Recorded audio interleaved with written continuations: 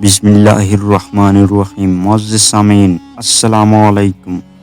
بیان کرتے ہیں کہ جب حضرت سلیمان علیہ السلام نے فیصلہ کے لیے جلوس کا ارادہ فرمایا تو شیاطین یعنی جناتوں کو حکم دیا کہ وہ ان کے لیے ایک نادار الوجود اور عمدہ کرسی تیار کرے جس کی صفت یہ ہو کہ جھوٹا مدعی یا گواہ اس کے دیکھنے سے ترانے لگے۔ چنانچہ تعمیل ارشاد میں ہاتھی دانت کی ایک کرسی تیار کی گئی جس کو جوہرات یاقوت مویت اور زبرجد سے مزین کیا گیا تھا اور جوہرات سے انگور کے درخت بنا کر اس کو گھیر دیا تھا، جس میں سونے کے 4 کھجور کے درخت ایسے تھے جس کی شاخیں چاندی کی بنائی گئی تھی۔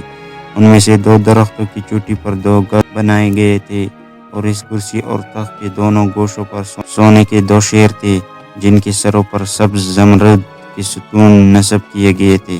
اس طرح شیاطین نے اس تخت کو ایسے تخت پتھر پر رکھا تھا جس کے نیچے سونے کا ایک شردہ بنا تھا جو اس تخت کو گھماتا تھا۔ چنانچہ جب حضرت سلیمان علیہ السلام اس کے نیچے کے درجے پر چڑھتے تھے تو وہ کرسی اور تخت اپنے اس تمام سامان کے ساتھ جو اس سے متعلق تھی چوکے کی طرح گردش میں آ جاتا تھا، اور گدھ اور مور اپنے بازو پہ لاتے تھے، نئے شیر اپنے ہاتھ پہ لا کر دموں کو زمین پر مارنے لگتے تھے، اور ہر جگہ میں ثغور پر یہی کیفیت پیدا ہوتی رہتی تھی، یہاں تک کہ حضرت سلیمان علیہ السلام بلائی منزل پر پہنچتے تو دونوں گدھ مشق و غمبر تیزی کے ساتھ تاج ان کے سر پر رکھتے تھے، اور تخت پر جلوہ افروز ہونے کے بعد سونے کا کبوتر زبور پیش کرتا تھا جس کو لوگوں کو سنایا کرتے تھے، اور ان کے دائیں جانب علماء بنی اسرائیل سونے کی کرسیوں پر بیٹھے تھے اور بائیں جانب معزز جنات چاندی کی کرسیوں پر۔ اس طرح حضرت سلیمان علیہ السلام فیصلہ کے لیے جلوس فرماتے تھے، اور جب کسی معاملہ کی شہادت کے لیے گواہ آتے تو وہ کرسی سامان کی گردش میں آ جاتی تھی، اور شیر و گدھ اور طاؤس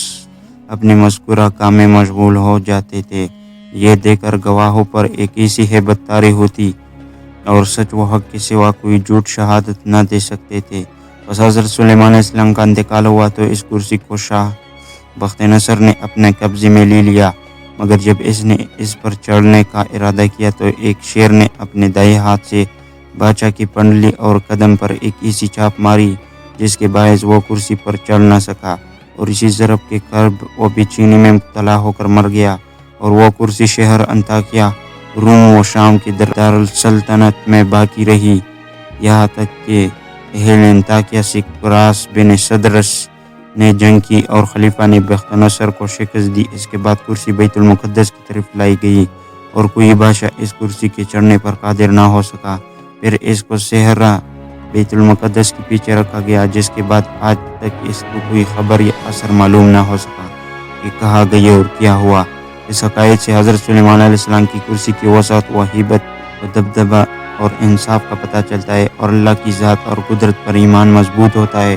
کہ اس کی مخلوق میں اس قدر رعب و دبدبہ ہے تو خود خالق کس قدر قادر، متعلق اور رعب و دبدبہ والا ہوگا۔ اللہ تعالی ہم سب اس کے واقعے سے حاصل کرنے کی توفیق عطا فرمائے، آمین یا رب العالمین۔